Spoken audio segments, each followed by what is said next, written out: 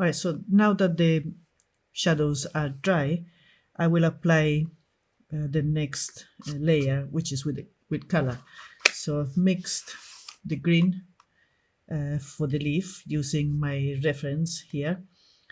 And for the back of the leaf, I actually added a little bit more yellow to this color, to the main color. So diluted a little bit, added a bit more yellow to make it lighter, because it's a lighter green, this one here.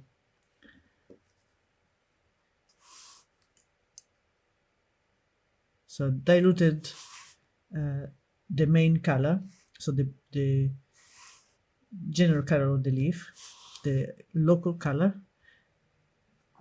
and then I'm just going to paint a wash on top of the shadows. And I'll apply the same principle. So I start where the leaf is darker, and then make the transition with the cleaned brush.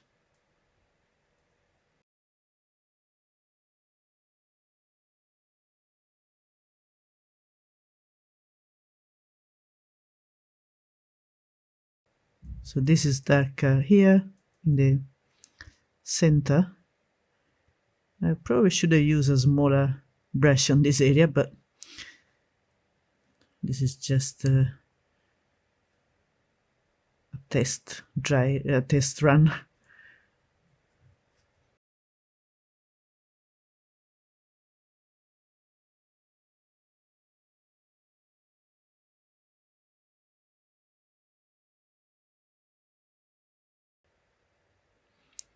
So I'm trying to leave a lighter area in here, because I can see that in the picture is where the main vein is.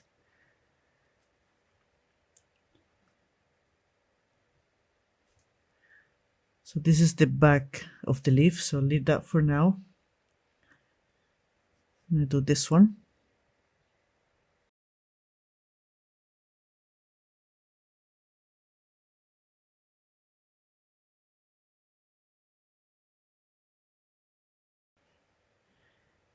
Okay, and then we have this little leaf over here.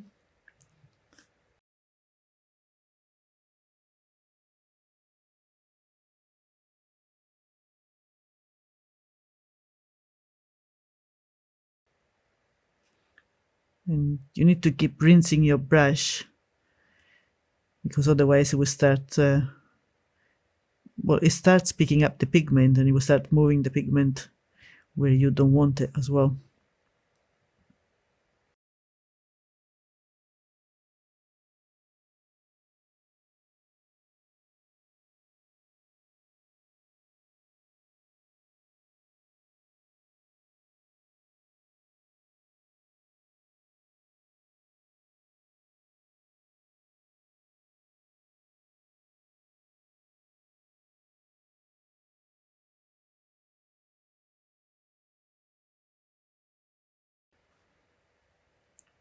So instead of using two brushes, I'm just using one.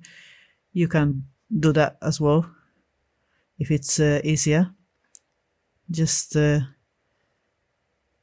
remember to rinse it and dry it a little bit on your paper towel or cloth, whatever you're using.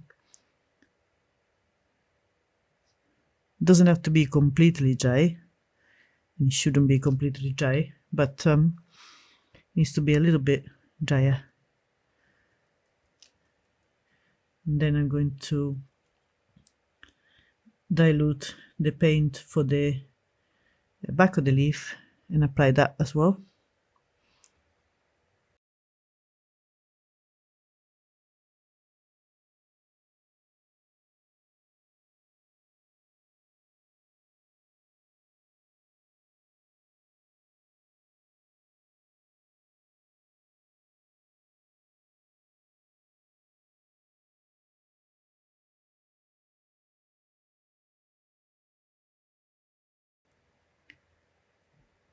And these parts here are also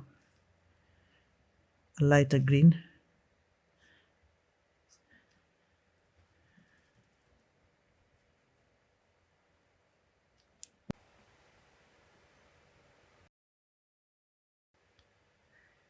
And I'm going to do this leaf my usual way, just to compare the result. So what I normally do is I do a wash, a very light wash, just probably a flat wash. I'm not going to worry about shadows.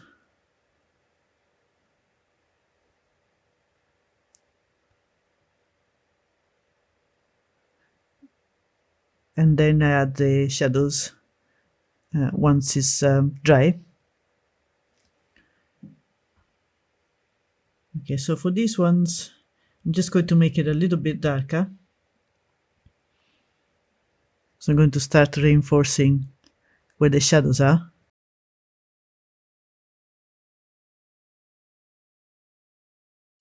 I'm going to use my other brush in this case. And I'm going to use the wet on dry technique.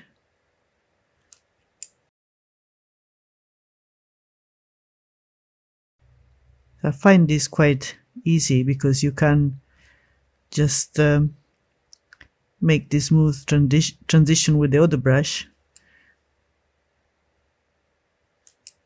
and you just have to basically tease the paint a little bit, and your transition is done. Just make sure you always clean the other brush.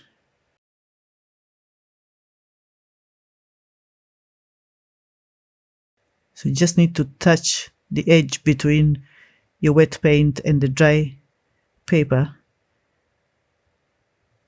It might take a little while to get this technique right, but I find I have a lot of control when I do this type of work rather than the complete wet in wet.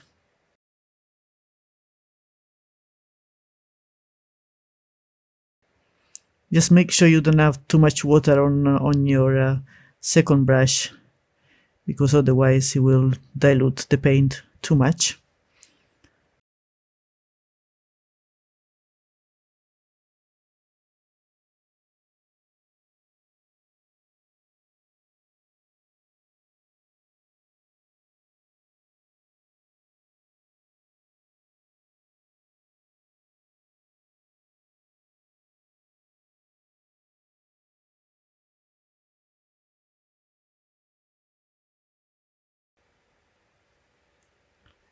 Right, so this is dry, so I'm going to apply my second layer.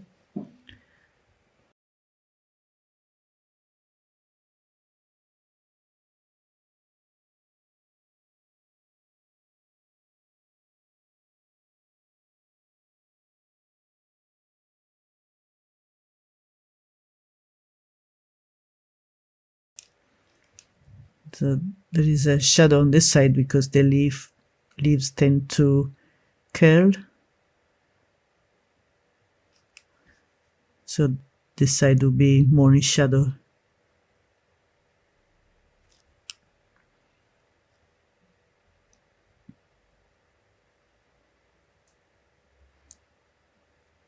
And they sort of go this way.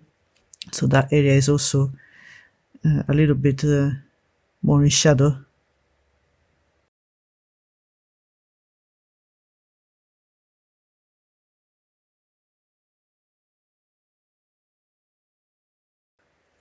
Right, and then carry on with this one.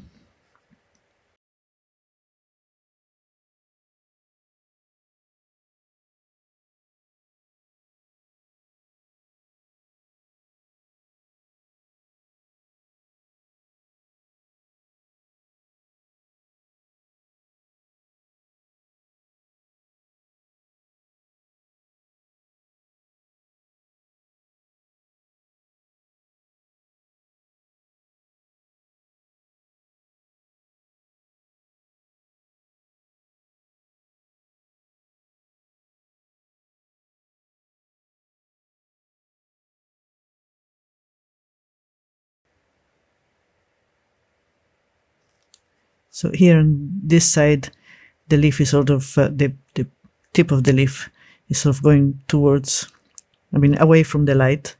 So it's got a little bit of a shadow on both sides as well.